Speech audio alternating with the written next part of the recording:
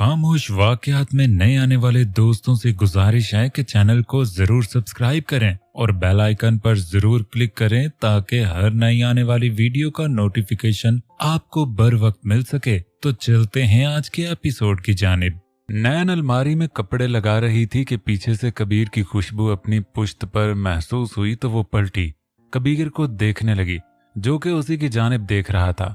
क्या हुआ, आप तो ऑफिस गए थे? नैन ने खुद ही सवाल कर लिए, जबकि कबीर ने उसकी कमर में हाथ डाला और अपने नजदीक करके खुद से लगा लिया। नैन इस अफ्ताब पर घबरा सी गई, उसकी जानिब देखने लगी। तुम्हारे लिए एक सरप्राइज है। कबीर ने उसके कान की बाली को उंगली से छुआ, जबकि नैन उसके लम्स पर आंखें बंद कर गई। रोज वो उसकी कुर्बत में यही सोचती रही थी, क्या ये हमेशगी की तकलीफ मिली है उसको कि दिल में किसी और को बसाकर वो किसी और की कुर्बत में थी? क्यों उसको इतनी बड़ी तकलीफ मिली? वो अहमद के साथ रहने का सपना सजा चुकी थी। उसकी आंखों में तो अहमद का अक्स था, मगर जब से वो ऑफिस से आई थी और वहां अहमद को मुलाजिम और खुद को मालिक देखा था, जैसे उसके एहसासात में तब्दीली आई थी। वो एहसासात कबीर के हक में जाने से लगे थे। ऐसा लगा जैसे उसके जख्मों पर अल्लाह ने मरहम रखा हो। उसकी हैसियत, उसकी वक़्त, उसकी क्या वैल्यू थी आज ये अहमद को दिखाकर उसके सब्र का फल दिया हो। और कल रात से वो ये सोच रही थी कि वो कबीर के साथ क्यों बेईमानी करे। उसके दिल में उसके लिए मोहब्बत के जज्बात नहीं थे, मगर गुज़िश्ता जज्बात भी नहीं रहे थे। वो कोशिश करती तो कबीर के साथ, जो कि अब सारी जिंदगी गुजारनी थी, वो उसके लिए अच्छा सोच सकती थी। वो एक खुले दिमाग, अच्छी सोच, अच्छे मिजाज और सबसे खास उसको चाहने वाला मर्द था।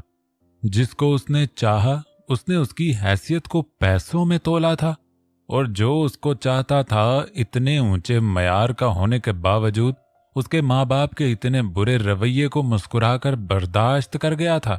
ये उसकी आला सोच और तरबियत थी। वो रिश्तों में कुंधा इंसान था और नैन ने यह सोच लिया था कि वो सिद्ध के दिल से उसके साथ निभाने की कोशिश करेगी। अगर उसे कबीर से मोहब्बत नहीं भी होगी तब भी वो उसका साथ कभी नहीं छोड़ेगी। मगर अहमद के लिए तो जैसे दिल में चुभन सी थी, मगर अपने सब्र का फल पाकर सुकून था। अब वो गुज़िश्ता सोचों से आज़ादी चाहती थी। उसने आंखें खोली, उसका हैंडसम चेहरा उसके सामने था।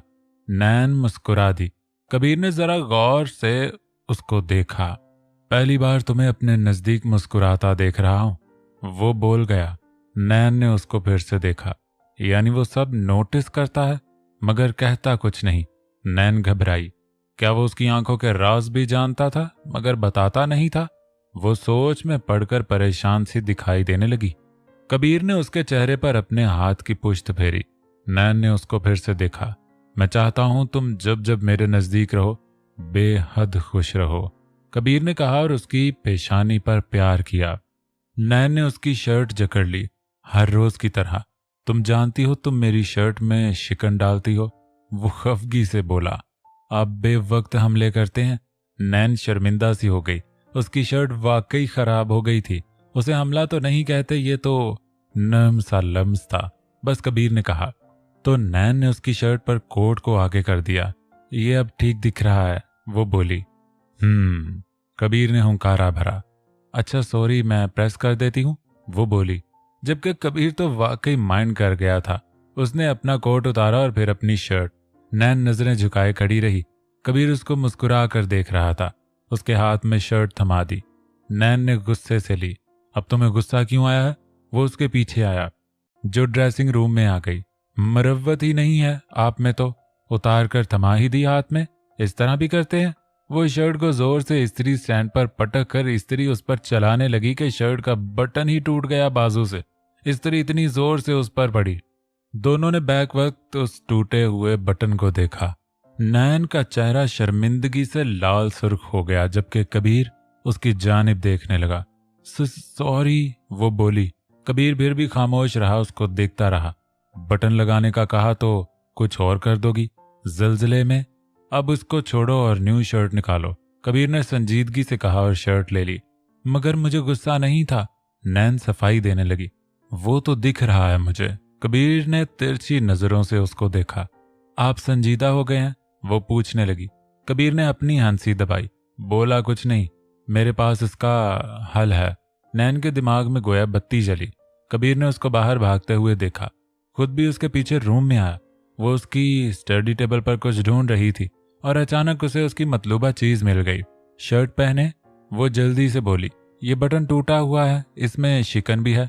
कबीर जैसे बेजार हुआ। ओफ हो कबीर साहब, पहन लें बस। वो आंखें घुमाकर बोली। कबीर को बहुत प्यारी लगी, गोया उस पर हुक्म चला रही हो।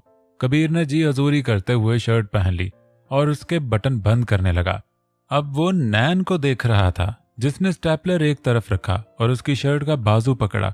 कबीर उसको तवज्जो से देख रहा था क्योंकि उसने कभी ऐसा दिमाग नहीं चलाया था।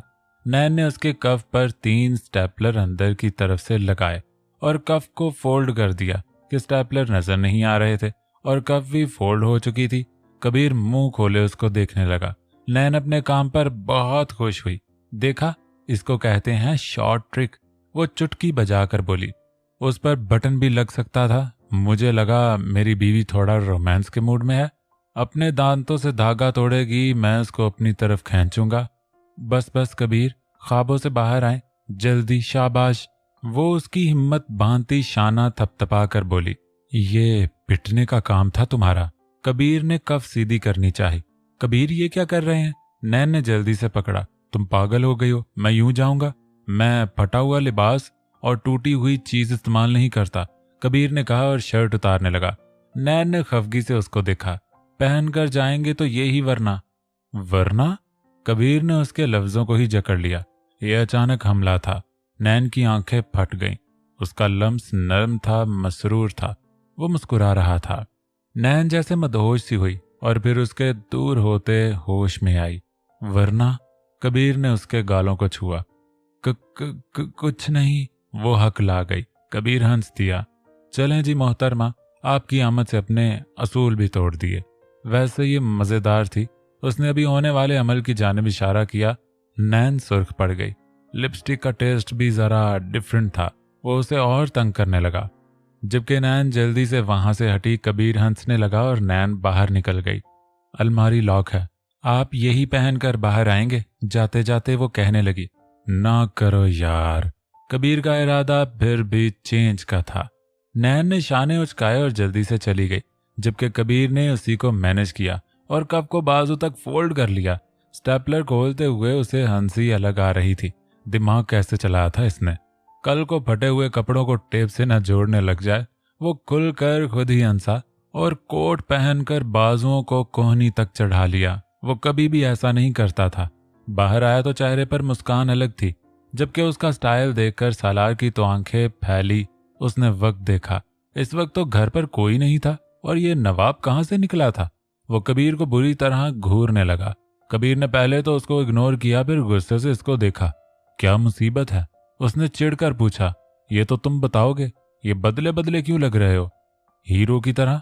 हाँ, लबों पर मुस्कान भी अलग है, जबकि तुम्हारा मुंह तो हर वक्त बासी अखबार जैसा रहता है। वो उठकर उसके गिर्द चक्कर लगाने लगा, जबकि नैन ने अपनी हंसी रोकी। कबीर ने नैन को घूरा और टेबल के पास ही खड़ी थी। भाभी, आप मेरी बात से मुत्तफिक हैं या नहीं? उसने नैन को भी पकड़ा। हाँ हूं, नैन ने कहा। क्या बात है, ताली मारें। उसने हाथ आगे किया। नैन ने झिझकते हुए ताली मार दी। हो गया तुम दोनों का? कबीर ने दोनों को भड़क कर देखा। फेशियल तो नहीं कराया तुमने? ये तुम रोज बारोज निखरते जा रहे हो क्या रहा है इस घर में? मुझ कंवारे के जज्बात का बिल्कुल एहतराम नहीं है। मम्मा, मुझे फिलफौर शादी करनी है। उसने मदीहा के आगे पांव पटके। मदीहा उसके ड्रामों पर हंसने लगी, जबकि नैन के लबों पर भी मुस्कान थी। नानी भी वहीं आ गई, जबकि मामी और खाला जा चुकी थी। अलबत्ता ऐमन अपनी जिद पर रुकी हुई थी। अभी ऐमन तो शर्मा ही गई और नानी उस पर सदके वारी हुई। क्यों नहीं मेरे चांद, तुम्हारी भी शादी होनी चाहिए। ये मुआ तुम्हारे बाप ही नहीं सोच रहा। वो बोली तो सालार ने और भी मस्कीन शक्ल बना ली, जबकि कबीर ने उसकी कमर पर मुक्का जड़ा और लबों पर मुस्कान सजा ली। वो उसके कान में झुका। नानी के सामने और मजलूम बनो। नानी के पास सिर्फ एक बकरी है जिसका शिकार इंशाअल्लाह मेरे भाई अगला तू है। वो उसका शाना थपथपाकर मध्यम आवाज में बोला और वहां से चला गया। साले तेरी ऐसी की तैसी, सालार चिल्लाया और उसके पीछे भागा। जैसे उसकी बकवास पर तिल मिला गया हो, जबकि कबीर आगे भागा और पोर्श में निकल गया। तेरी हिम्मत कैसे हुई इस छिपकली को मेरे साथ जोड़ने की? वो दोनों गाड़ी के इर्द गिर्द घूम रहे थे। मुझे लगा तेरे साथ जचेगी। कबीर ने भी उसको जलाने पर कमर बांध ली थी। सालार का तो मीटर ही घूम गया। जिस दिन कबीर मुर्तजा मेरे हाथ लग गया, भाई उसकी टांगे तोड़ दूंगा। माफी चाहता हूं, कोई ऑप्शन नहीं, वो नैन को देखकर बोला। मगर उन्होंने ऐसा कहा क्या है? वो जानने की कोशिश करने लगी, जबकि कबीर ने दांत निकाले। बताओ बताओ, वो हंसते हुए बोला। कबीर तुम गंजे होगे, लिख लो आज। वो तपता हुआ बोला। प्लीज गंजे नहीं, नैन ने जल्दी से कहा। सालार का कहा उठा। लंगड़े के साथ गुजारा कर लेंगी भाभी, गंजे के साथ नहीं। वो मजे से हंस रहा था।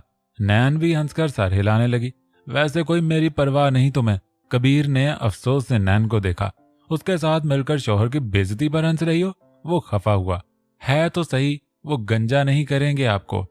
वो शरारत से उसको देखने लगी। कबीर आंखों आंखों में वार्न करने लगा। ओ भाई चल अब जा अपने काम धंधे पर। सालार बीच में कबाब में हड्डी बनने लगा। जा रहा हूं, कबीर ने कहा और गाड़ी में सवार हुआ।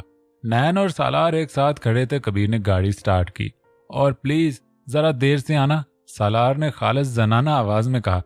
तो नैन का एकदम कहा उभरा, जिस पर उसने जल्दी से मुंह पर हाथ रखा। सालार अलग हंस रहा था, जबकि कबीर तबकर उसको देख रहा था।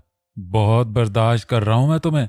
कबीर ने उंगली उठाई। सालार ने लापरवाही से शाने उचकाए। ख्याल से जाइएगा, नैन ने गाड़ी मोड़ते हुए उसे कहा, जिस पर वो मुस्कुरा कर बाहर गाड़ी निकाल ले गया। ओह, तो ये कहना था? सालार ने उसकी तरफ देखा। आप बेहद तेज हैं। नैन ने नफी में जारी लाते मुस्कुराहट रोकी। कहाँ भाभी जी, मैं तो इस कदर मासूम हूं कि बस एक अदद बीवी चाहता हूं। मदीहा के शाने पर हाथ रखता वो बोला। देख लो इस लड़के को शादी की कितनी जल्दी है। नानी मुस्कुराई। नानी आपकी मुस्कुराहट में तो खतरा नाच रहा है। बुजुर्गो, मुझे तो डर लग रहा है, मत मुस्कुराओ, वो ढटाई से बोला, जबकि मदीहा ने उसके सर पर थप्पड़ लगाया। बदतमीज हो तुम बहुत, मदीहा बोली। नानी की तो वाकई मुस्कुराहट रुक गई। सालार को खामखा हंसी आने लगी और नैन का अपनी हंसी रोकना मुश्किल हो गया। दोनों एक दूसरे की शक्ल देखकर इधर उधर हो गए, क्योंकि नानी के हंसने से ज्यादा संजीदा शक्ल को देखकर और हंसी आ रही थी। अम्मा प्लीज बुरा ना मनाइएगा, वो आप जानती हैं जरा मुंह फट है। मदीहा ने उनके शाने पर हाथ रखा। हाँ मदीहा, पता है। खैर बच्चा है, छोड़ो, मुझे तुमसे बात करनी है। जा एमन, तू जा यहाँ से। साथ ही उन्होंने एमन को कहा, जो सालार की हरकतों पर मुस्कुरा रही थी। वो बात समझती जल्दी से उठकर वहां से भागी और चुप कर नानी की बातें सुनने लगी। जी अम्मा, मदीहा ने पूछा। मैं चाहती हूं कि सालार और एमन की मंगनी कर दी जाए। वो बोली तो मदीहा तो हैरान रह गई। जी अम्मा, मगर ऐसी तो कोई बात नहीं थी। वो हैरत कम करती बोली। तू कह तो रही हूं, बस हो जाएगी बात भी। वो बोली तो मदीहा तो सालार का सोचने लगी। वो तो तंग करके रख देता उसको। अगर वो पूछ भी लेती बिलफर्ज इस बारे में। वो परेशानी से माँ को देखने लगी। मदीहा, कबीर की बारी भी, तूने मेरी बच्ची का दिल दुखाया था, बस सालार के बाप से बात कर ले। वो बोली तो मदीहा बस सर हिला गई। कहती भी क्या, माँ थी वो उसकी। नानी खुश हो गई, जबकि एमन का दिल भी तेजी से धड़का। वो सेब खाते हुए फोन यूज कर रहा था कि नजर एमन पर पड़ी, जो चुप कर बाहर को झांक रही थी। हेलो जासूस एमन, किसकी जासूसी हो रही है? ओहो, नानी की। वो तो तुम्हारी ही टीम की है मोहतरमा। वो उसी की तरह बाहर झांकता हुआ बोला। एमन दिल पर हाथ रखे उसे देखने लगी, जबकि उसे रत्ती भी फर्क नहीं पड़ा। पागल हो? सालार ने उसकी हरकत पर पूछना जरूरी समझा, फिर वो शर्माने लगी। बिल्कुल नहीं, उसने कहा। हाँ मुझे पता है पूरी चीज हो। खैर भाभी को देखा है, गायब ही हो गई है। सालार इधर उधर देखने लगा। एमन ने उसकी तरफ देखा, नागवारी से उसके पास से तो जाने की जल्दी करता था।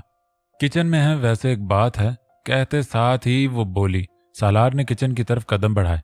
क्या? सवाल भी किया। आपको अपनी भाभी से जरा फासला रखना चाहिए। वो दोनों चलते हुए किचन के नजदीक आ गए। सालार ने रुक कर उसको देखा। वो क्यों? वो शाने उचकाकर पूछता अंदर आ गया। एमन उसके अंदर जाते ही खामोश हो गई, जबकि सालार ने उसको छोड़ना नहीं था। बताओ भी, वो क्यों? उसने शेल्फ पर बैठते खीरा उठाकर खाते पूछा। क्या हुआ? नैन सलाद काट रही थी। सोफिया और तंजीला की दोनों की ही तबीयत ठीक नहीं थी, जबकि अफशीन कुकिंग करती ही नहीं थी। तभी उसने सोचा वो खुद कर ले। ये कह रही है मुझे आपसे फासला रखना चाहिए, सालार ने लापरवाही से कहा। वो क्यों? नैन उसकी शक्ल देखकर हंसी। एमन सर नफी में हिलाती निकल गई। बांदरी, सालार ने नखुवत से कहा। उसकी जहानत तो समझ गया था। खैर छोड़ें आप, कुछ लोगों में सेंस नहीं होती। नैन ने उसको जरा गुस्से में देखा तो कहा, ठीक कह रही हैं आप।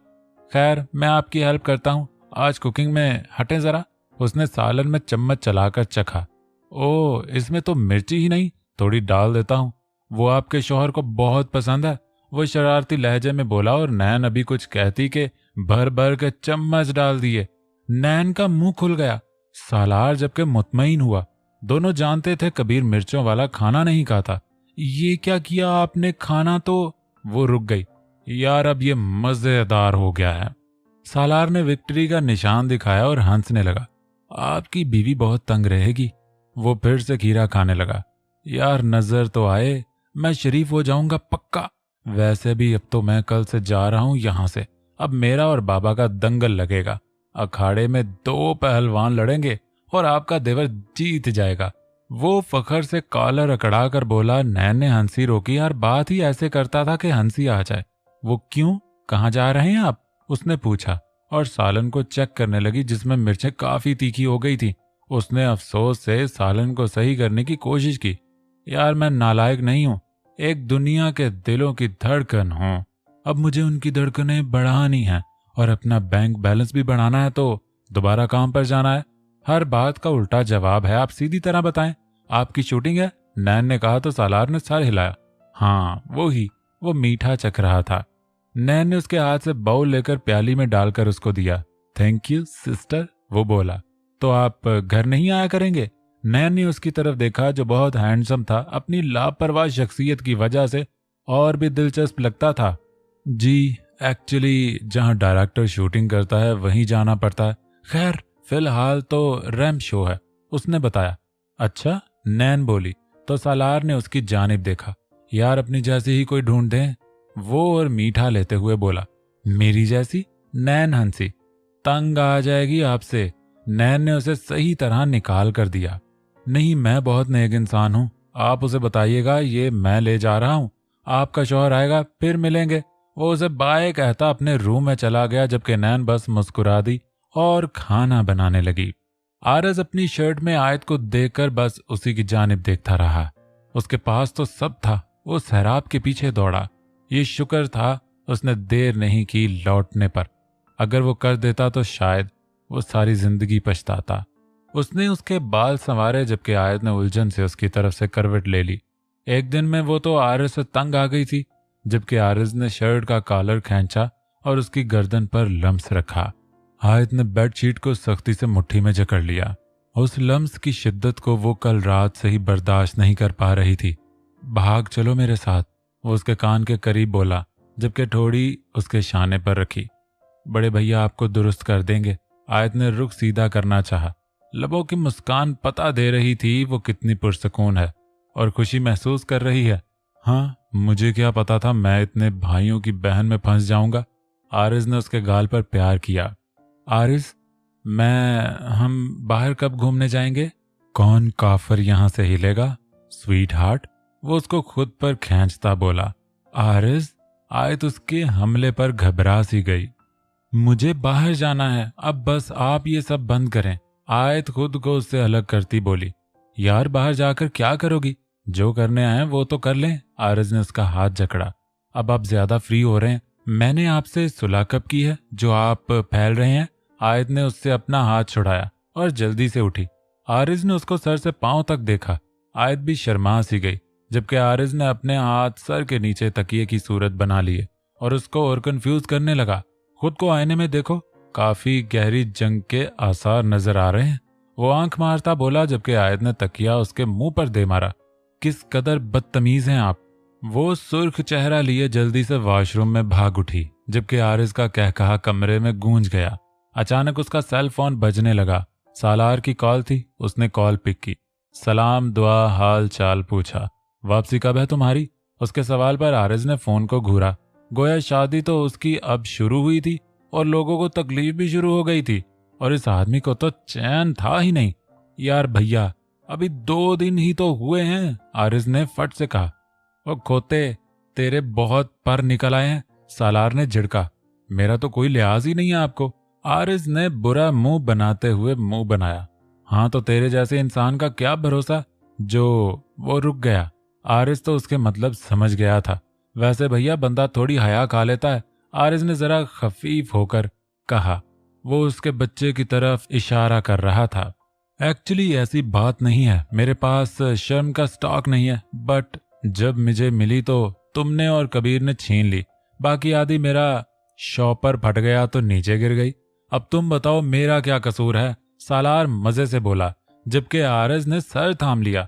आपसे कोई मुकाबला नहीं मेरा, आरिज ने हार मानी।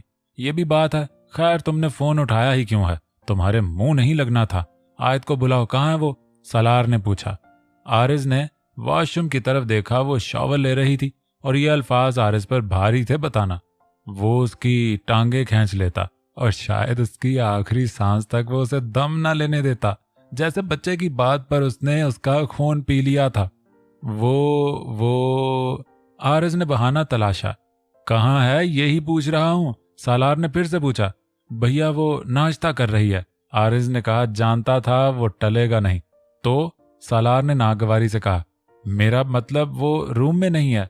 खबीस इंसान, बीवी रूम में नहीं है, तुम यहाँ पड़े मस्ता रहे हो।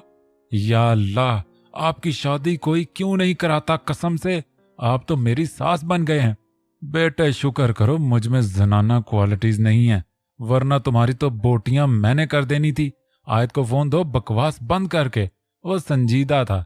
आरिज ने गहरा सांस भरा। जब वो नहीं टल रहा था तो अब उसे सच बताना ही था। सालार मुंतजिर था। वो वॉशरूम में शावर ले रही है, उसने जल्दी से कह दिया। दूसरी तरफ सन्नाटा छा गया। इससे पहले सालार उस पर बम बारी करता, आरिज ने जल्दी से फोन काट दिया। उसकी तो सांसें ही भूल गई थी, जबकि शर्मिंदगी अलग हुई। तभी आयत भी बाहर आ गई। वो लिबास तब्दील करके निखरी निखरी बेहद हसीन लग रही थी। गीले बाल भी उसके हुस्न में इजाफा कर गए थे। हारिस की जानिब उसने हैरत से देखा। क्या हुआ? आयत को परेशानी हुई, कहीं जैनी ने फिर तो कुछ नहीं कर दिया। वो ये सोचती उसके नजदीक आ गई और यही उसकी खता हो गई। आयत के नजदीक आते ही हारिस ने एक बार फिर उसको अपनी जानिब खींच लिया। आयत चीखी चिल्लाई, मगर हारिस की सेहत पर फर्क नहीं पड़ा। तुम्हारे भैया ने मेरा खून पीकर कम कर दिया है, अब तुम मेरा खून बढ़ाओगी तो चुप रहो, वो उसके कान के नजदीक बोला। मगर आयत ने एहतजाज किया कि उसे भूख लगी थी। नो अगर मगर, आरिज ने अपनी उंगलियां उसके लबों पर रखकर तमाम एहतजाज मफकूद कर दिए। मुझे भूख लगी है, आयत ने मुंह बसोरा, जबकि आरिज उसमें मगन होने लगा। खुमार उसके दिमाग पर फिर से चढ़ने लगा। उसने आयत के दोनों हाथ अपनी गिरफ्त में लिए और उसके गीले बालों को मुट्ठी में जकड़कर वो उसके चेहरे पर झुकाया। शिद्दत भरा लम्स बिखेरता वो उसके भी औसान खता कर गया, यहाँ तक कि आयत की सांसें भी नाहवार सी हो गई। आयत की घुटी घुटी आवाज भी उस पर असर नहीं कर सकी, जबकि जल्द ही वो उसको भी अपने साथ साथ पागल करने लगा था। मोहब्बत ने उस पर घेरा ऐसा तंग किया था कि उसके बिना पल भर भी आरिस को बर्दाश्त नहीं था। वो नाराज थी, मुंह बसोरे हुए थी। आरिस बार बार उसकी जानिब देखता और हंस देता, फिर अपनी हंसी रोककर उसके सुर्ख चेहरे को देखता, फिर सर झुका लेता। जबकि अब उसने अपने हाथ में ब्लैक राडो डाली और परफ्यूम स्प्रे करने लगा तो अपना परफ्यूम आयत पर भी छिड़क दिया। वो चाहता था उसमें से बस उसी की खुशबू आए। मुझे मत लगाइए, आयत तो फाड़ खाने को दौड़ी। आरिस ने स्प्रे पीछे कर दिया। इस मासूम का क्या कसूर है? वो अनजान बना जैसे कुछ हुआ ही ना हो। रात ढल आई थी, वो सुबह से भूखी थी, उसकी ख्वाहिशात को पूरा कर रही थी, उसकी शिद्दतों को सह रही थी, हलकान हो रही थी। आपने एक लफ्ज भी कुछ कहा आरिस तो वो गुस्से से रुक गई। तो आरिस ने मासूमियत से पूछा। मैं अपने भाइयों को फोन करके बता दूंगी आप मुझे कुछ नहीं खिलाते, उसने बड़ी तगड़ी धमकी दी थी। हाँ, डरता हूं ना जैसे तुम्हारे नमूने भाइयों से मैं तो। आरिस ने सर झटका। अच्छा वाकई? आयत ने उसके कॉन्फिडेंस पर दाद दी। आरज ने भी दाद वसूल की, जबकि आयत ने फोन उठाते ही नंबर डायल किया और आरज तो उछल पड़ा, एक जिस्त में उसके नजदीक आया और उससे सेल फोन छीन लिया। खुदा को मानो बीवी, मरवाओगी क्या? हनीमून मेरा हनीमून नहीं रहेगा, मून हनी बन जाएगा, वो जल्दी से बोला। आयत को हंसी आई और आंखों को दिलकश जुम्बश देकर वो पीछे हुई। बहुत तेज हो तुम वैसे। आरिज ने सेलफोन पॉकेट में डाला। आपसे कम ही, आयत ने फट जवाब दिया। मोटी। आरिज ने भी घूर कर उसको देखा। मैं मोटी बिल्कुल नहीं हूं। आयत तो एड़ियों के बल मुड़ी। हाँ ऐसा ही है, वो सर हिलाने लगा। सच बताएं। आयत को फिक्र हुई। मैं मोटा, अब ठीक है, वो हार मानता बोला। आयत मुस्कुरा दी। कुछ वो हंसी तो आरिज ने उसकी पेशानी पर प्यार किया। आयत ने आंखें बंद कर ली। तुम्हारी होंठों की ये हंसी, मैं अपनी आखिरी सांस तक यूं ही देखना चाहता हूं। उसका चेहरा हाथों में थामे वो बोला। मैं चाहता हूं ये लब यूं ही मुस्कुराते रहें, हंसते रहें, खुश रहें। उसने हल्की से जिसारत की। आयत शर्मा ही गई। आरिज ने फिर से मुस्कुराकर उसको प्यार किया और उसकी कमर में हाथ डालकर वो दोनों रूम से बाहर आ गए। यार तुम वाकई मोटी हो गई हो, आरिज ने फिर से छेड़ा। जबकि आयत ने उसको घूरा तो वो जुबान दांतों तले दबा गया, जबकि हंसी दोनों के लबों पर थी। अफशीन ईदी फाउंडेशन पहुंची और वहां जीमल नामी लड़की के बारे में पूछने लगी, जहां से उसे पता चला कि ऐसी कोई भी लड़की यहां पर नहीं है। तो वो गुस्से से भड़की। पागल हो गए हो तुम, दोबारा चेक करो। वो उस लड़के पर चीखी। मैडम, जब मैं कह रहा हूं कि यहां ऐसी कोई भी लड़की मौजूद नहीं है तो आप क्यों जिद कर रही हैं? लड़के ने गुस्से से कहा। और जब मैं भी कह रही हूं इस लड़की को ढूंढो, उसका मिलना जरूरी है, वो यहीं आई थी, अफशीन बोली। तो लड़के ने उसकी जिद पर एक बार फिर से तलाश शुरू की, जिसका रिजल्ट पहले जैसा ही था, मगर वो एक जगह रुक गया। मैडम, जिमल नामी लड़की आज से 4 माह पहले यहां मौजूद थी और 3 दिन बाद ही वो यहां से गायब हो गई, लड़के ने बताया। कहाँ गई? अफशीन एकदम उसको घूरने लगी। मुझे नहीं पता, यहां मैं जासूसी नहीं करता, लड़का तंग आकर बोला। अफशीन ने गुस्से से उसको देखा। कुछ बताकर नहीं गई? वो अब के जरा नरमी से बोली। मैडम, मैं आपको बता रहा हूं वो यहां अब नहीं है, लड़का जब्त से बोला तो अफशीन वहां से हट गई। दरअसल अदील के कमरे की सफाई कराते हुए आज उसे तिजोरी याद आई जहां जीमल के जेवरात थे, और वो सब इतने महंगे थे कि अगर जीमल को एक भी अंगूठी मिल जाती तो जिंदगी संवर जाती। जबकि इस तिजोरी का ताला इस तरह ऑटोमेटिक था कि कोई मैकेनिक नहीं खोल पाया जब तक उसका कोड ना मिले। तभी वो जिमल की तलाश में थी और यहां आकर तो उसे ये पता चला कि जिमल यहां नहीं है। गुस्से से दिमाग ही घूम गया। उसने फोन उठाया। हाँ, पता करो वो कहाँ है, ढूंढो उसे, शायद अपने माँ बाप के यहाँ गई है, वो बोलने लगी। कहीं उन्होंने तो नहीं बेच दिया? अफशीन ने पूछा। तो फिर ढूंढो उसे, वो चीखी और फोन बंद कर दिया। वो जेवरात कीमती थे, वो इग्नोर नहीं कर सकती थी। तभी उसे धक्कड़ पकड़ लग गई थी। सर, आपको इन्फॉर्मेशन देनी है एक। पीए के फोन पर उसने सामने चलती एलईडी की आवाज कम की। क्या? वो बेजारी से बोला। ठीक है, कल से वो काम पर जाएगा तो सारे मामला देख लेगा, आज का दिन तो सुकून से मनाने देता वो उसे। बोलो भी, सालार ने कहा तो पीए उसको बताने लगा। सर, अफशीन मैडम जिमल मैडम का पता निकलवा रही हैं, पीए बोला। तो उसे एक पल लगा था सोचने में कि जिमल कौन है, और अचानक जैसे झपका हुआ तो वो अपनी अकल पर दंग रह गया। एक लड़की 4 माह से उसके फ्लैट में थी और उसे याद तक नहीं थी ये बात। उसकी खामोशी पर पीए ने उसको दोबारा पुकारा। उसे क्या तकलीफ हो गई है? सालार को नागवार गुजरा।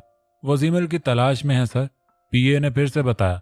वो औरत इस तक न पहुंचे, सालार संजीदगी से बोला। उसके लहजे में अचानक गोया संगीनी सी उतरी थी। मैं नहीं जानता वो इस तक क्यों पहुंचना चाहती है, मगर मैं नहीं चाहता वो औरत उसको कोई तकलीफ दे। उसके मुंह से निकलने वाले अल्फाज पर दूसरी तरफ जैसे खामोशी हो गई। सर, इद्दत खत्म हो गई है मैडम की, वो बोला। सालार ने गहरा सांस भरा और फोन बंद कर दिया। अचानक उसकी आंखों में वो अक्स उतर गया। लंबे बाल, मासूम चेहरा, डरा सहमा अंदाज। उसने गहरा सांस भरा और आंखें खोली। उसका जहन जैसे खामोश सा था।